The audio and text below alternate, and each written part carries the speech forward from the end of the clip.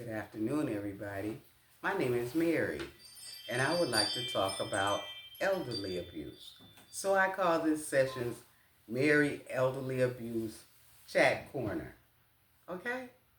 So I guess we'll get started, all right? Okay, what I want to talk about is the who, what, when, why. Why? Why I like to introduce the lost world of elderly abuse, and that's what I call it, the lost world. Who, whom, or whom I, Mary, am a victim of elderly abuse.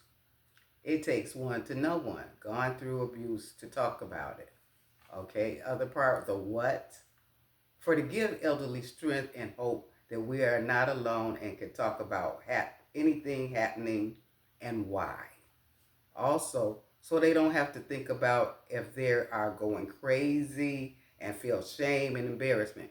We don't have to do that, people. Also, because chances are you're not crazy and there's much happening to you, much more happening to you. Okay? So let's just jump right in. I'll just give you the stats real briefly, and I'm going to give you the different kinds of abuses. Okay? Take what resonates with you and leave the rest.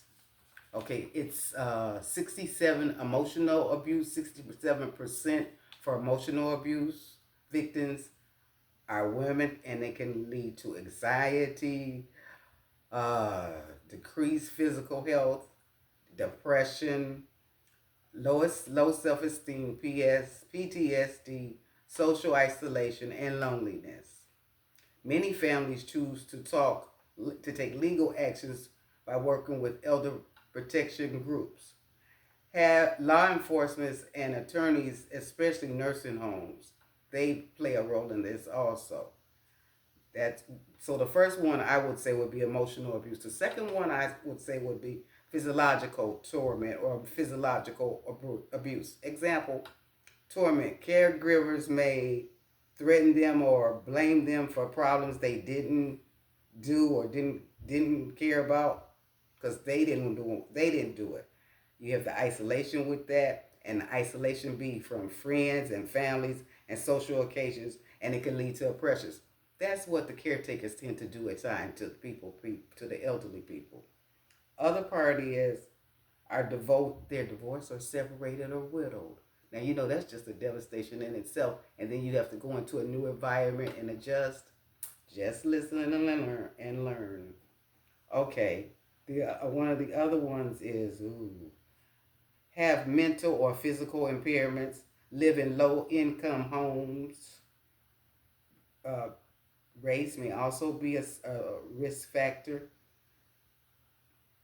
Black Americans may have more likely to suffer from emotional and physical abuse, more likely to suffer from both when compared to white Americans. Family violence found the elders who needed help with activities. Oh, yeah, this is true, people. Listen to this. I'm going to repeat it. Families violence found that elders who needed help with activities such as ADL skills, such as getting dressed or feeding themselves, are more likely to be emotionally abused by their family and other members, and more likely to be emotionally abused. More likely to be happening if they can't control their temper or mood. This is the caretakers that can't do that. Feel feel angry or resentful towards the elder. Have a poor relationship with the elders. If this has happened, here's a number to call people: 877-978-3170. Again, a number to call: 877-978-3170. If these kind of abuses are going on. Not finished, people. Okay. The other one is emotional. Uh-huh. The six types of emotional abuse, elder abuse are: one, emotional abuse. Example, attempts to frighten, control, or isolate you. Emotional elder abuse in the intention of infliction of anger, anguish, pain, or distress through verbal or nonverbal acts. This includes threatening, harassing, intimidating, and attempting to humiliate an uh, elderly family member. Also, number two, physical abuse, inflicting or threatening to inflict physical pain or injury or violence when elders or deprive them of their basic needs. Well, they will do that too. Another one is physical evidence. Look for bruises, rashes, and bed sores on that subject. Bed sores can be absolutely indicative. Photograph and get statements from neighbors, social workers, family members, physicians, and nurses. Okay? Fourth one, financial and material exploitation. That means illegal or improper use of elderly or adults with disabilities money or personal benefits, profits, and gain. Example, embezzling funds on deceptive billing practices. Another example, neighbors, caregivers, professionals, and even family or friends may take money without permission, fail to repay the money, change too much for charge. I'm sorry, charge too much for services, or not do what they said they were paid to do. Financial abuse, sometimes called financial exploitation, is a form of elderly abuse. Big one to look at, sir, people. I knew this was prevalent, but I did not know so much. I talked to a couple of bankers. One banker in particular told me about the devastation of the financial abuse and how mostly the family had privy to this and how they were doing their families at check time. Not good. Not good, people. Now we're on another topic. Neglect and self-neglect warning signs. Unusual weight loss, malnutrition, dehydration,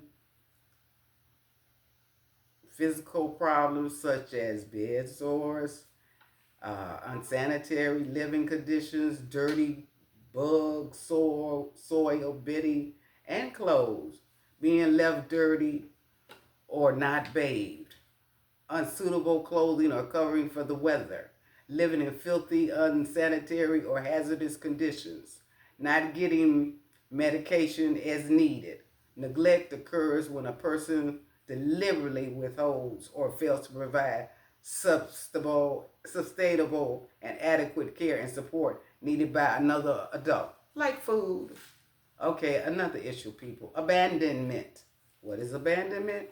Abandonment. Example, the desertion of an elder or at a hospital or nursing facility or other similar institution. The desertion, I meant to say, and the desertion of an elderly at a shopping center. Can you believe that? Or public locations. An elder report of being abandoned. Yeah, that happens. Real talk, people. Abandonment of elders can involve not providing basic needs like food, hygiene, medical conditions, not ensuring safe housing, and failing to care cover the costs of care. As the population continues to age, the issues of abandonment is expected to become more prevalent. Really, people, because at this time in life, you know what's occurring?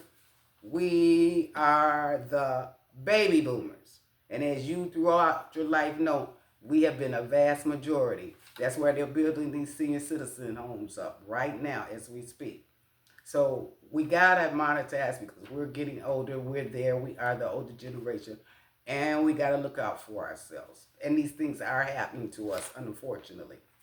Last but not least, also an elderly abuse. The government, the government with the false commercials and free food like 2,500 or whatever to call for numbers. Uh, Here's a number: 1-858-723-7526 for free food cards. You can pick and call some of these numbers. Lots of luck, people.